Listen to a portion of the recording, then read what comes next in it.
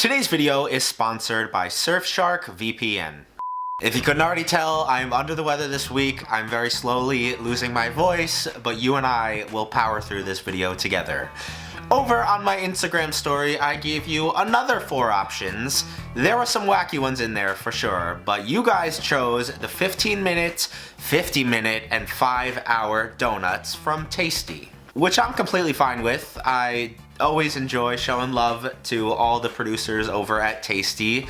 But also, these donuts look delicious, and it's been quite a while since we've made any on the channel. I feel like I already know what my favorite is going to be by a long shot. I will save you the suspense until the end, so let's get right into this.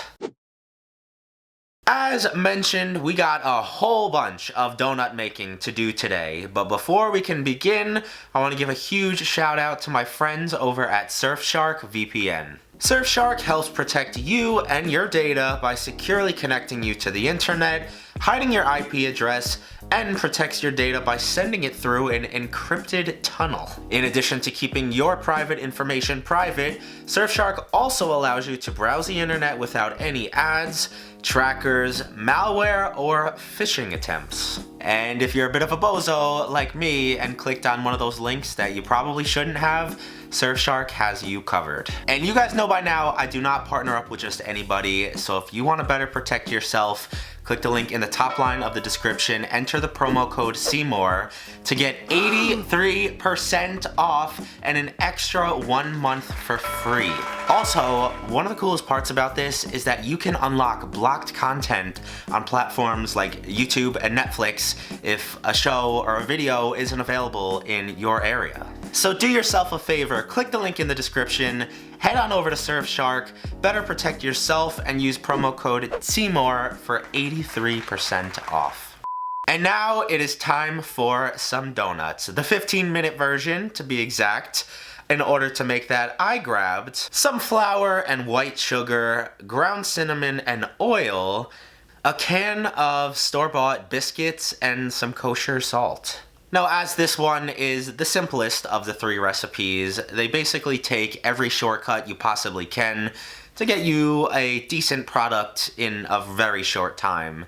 So besides the cinnamon sugar mix, literally all you have to do is cut holes out of your biscuit dough and fry it. Today I am just doing little donut holes because he does it in the video. If you don't want to waste any, you could just cut this in 4 quadrants and make little triangle donut pieces. Or, for that matter, once you fry up your donut holes, just fry up the leftover rings and you'll have some miniature donuts.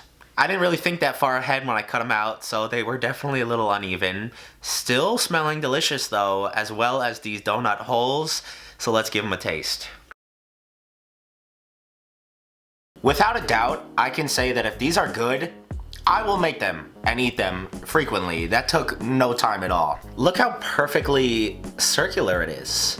It's like a perfect little spherical meatball. That's pretty good. It has a nice soft interior with a very crispy and flavorful exterior. I don't know if it's because I just made them and I know what it's from, but I feel like at the very end, you can get notes of biscuit. Also, no, not cookies for my UK friends. I'm happy with these. I would serve these to people. We're starting off on a very solid 7.4 out of 10.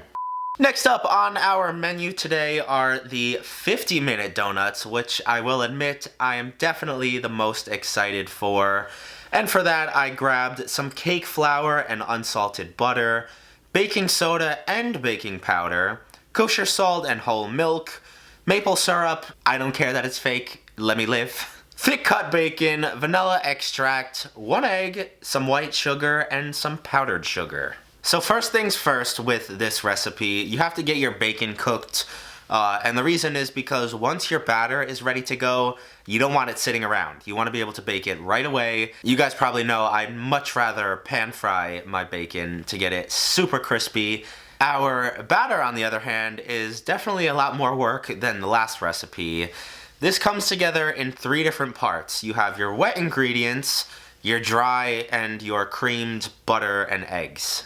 This whole procedure of like gradually adding your wet and dry is pretty much the same as that chocolate cake you might have seen me make a few months back.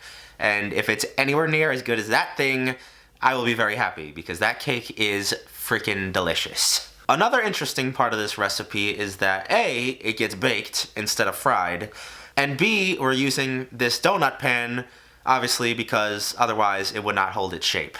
Up until now, I didn't even know you can make donuts like this. I thought this pan was kind of just like to make other foods in the shape of donuts. It's just my stupid internet viral food mind working, I'm sure. But I popped it in the oven, and in the meantime, we have to make our maple glaze. This is why it doesn't matter what syrup you use. It's not cooked or anything like that. It's just mixed with powdered sugar. So use whatever your little heart desires, even if it is super artificial corn syrup with maple flavor. When my donuts were done baking, I tried to flip them out as soon as possible.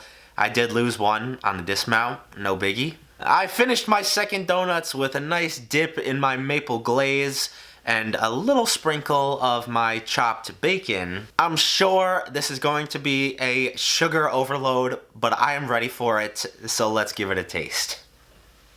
So this one I had to let cool quite a bit, or else all that frosting would have just came dripping right down all the sides. If you couldn't tell, my voice is just continuously leaving the longer this video goes on.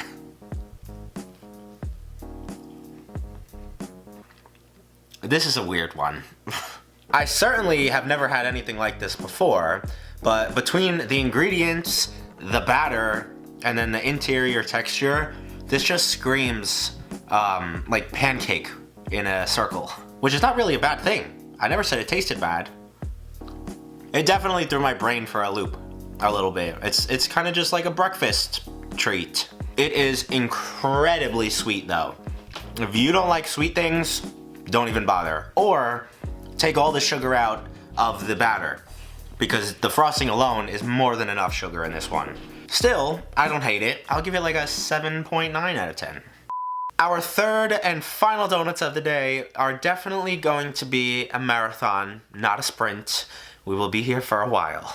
I assembled some flour and unsalted butter, buttermilk and whole milk, cornstarch, mascarpone cheese, rainbow sprinkles, dragon fruit powder, sugar, salt, instant yeast, a bunch of eggs, lemon juice, heavy cream, and vanilla extract. So this dough comes together in the stand mixer as well. The biggest difference is that it has to rise for a very long time. It's gonna have 2 separate rises, almost 2 hours each time. So that's where the majority of the time for this recipe comes into play. I'm not entirely sure why he chose to use instant yeast as opposed to active dry, especially when you're letting it rise for that long. I find that very odd. I'm not sure the scientifics behind it. If any of you know, please let me know in the comments. All I know is that these better be good because they took me so long, it felt like an eternity, waiting for this dough to rise 2 separate times, trying to get at least 6 3-inch rounds cut out. It was a process, to say the least. If you want to go over and see Tasty's original video, it'll of course be down in the description for you. And now I don't remember which, but during one of the rises, I worked on my pastry cream. I've made this before. I forgot which recipe it was. But it's pretty simple. It's basically just a mix of some warm milk, some sugar, some eggs, and vanilla. You have to temper your eggs to make sure they don't scramble. And eventually just heat the mix over a very low heat until it gets nice and thick, and then you can refrigerate it for a couple hours until you're ready to use it. I would most closely compare it to a Boston cream filling, if you ever had that, so if you are a fan of that, this is how you make it at home. We also have to make a homemade pink frosting with a few ingredients I have never used before. This pink dragon fruit powder is definitely a new one. I had to order this online a few days ago. And the mascarpone cheese is an ingredient I'm familiar with. I just don't think I've ever used it in a video. I say that, you would think I've never used it before because I whipped this thing so damn hard it created curdles. Apparently I'm trying to make butter, not frosting. And I only had 1 container of that cheese, So I read somewhere that if you lightly heat it on a double boiler, it might come back together. And that was just bullshit because clearly that didn't work. It made it worse. As a result, at about 11 p.m., I ran out and got another container of mascarpone cheese and threw it together. This time, whipped it for about a minute or two. Come to think of it, that recipe said to whip this for 5 or 6 minutes. So whoever wrote that, you're wrong. Nobody listened. Moving on, I'm going to use the same oil from earlier to fry our donuts in, because it was barely used anyway, so I figured why not. The first one definitely got a little bit too dark, but it's no biggie, I got plenty more, and the next few turned out pretty darn good. As I was trying to fill these with my pastry cream, I noticed they definitely weren't as risen as the video, but I wasn't exactly mad at that either. They kind of look more like a donut you'd buy in the store, so I'm not upset by it. I just hope it's not too dense in the end. I cannot wait to see how this one stacks up against the first two that we have made, so all that's left to do is give it a taste. It has been an excruciatingly long day, and it all comes down to this. Appearance and color-wise is on point. You got the nice custard bursting out, a nice golden brown fry, and the perfectly pink top.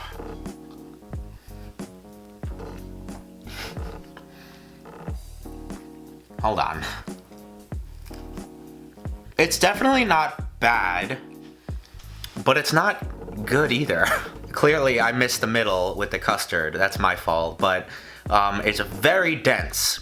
It's more like a bread than a donut. I don't know if it didn't rise, maybe I overworked the dough. That's why I hate using packets of any kind of yeast, especially rapid rise yeast. I always use the jar and never have problems. The packets, they're temperamental. With that being said though, I think the biggest letdown is the frosting. It doesn't really taste like much of anything.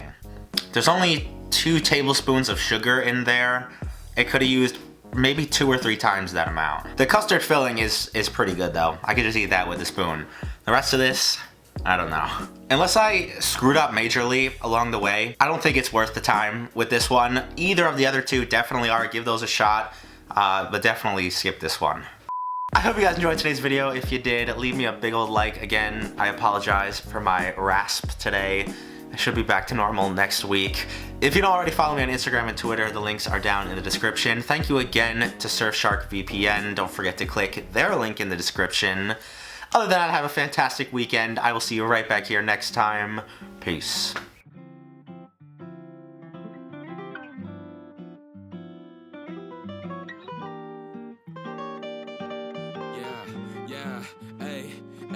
With the M without the AD. Flipping burgers and my money super lazy.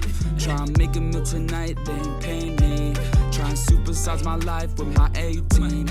Yeah, our style wasn't wavy, but we had a vision.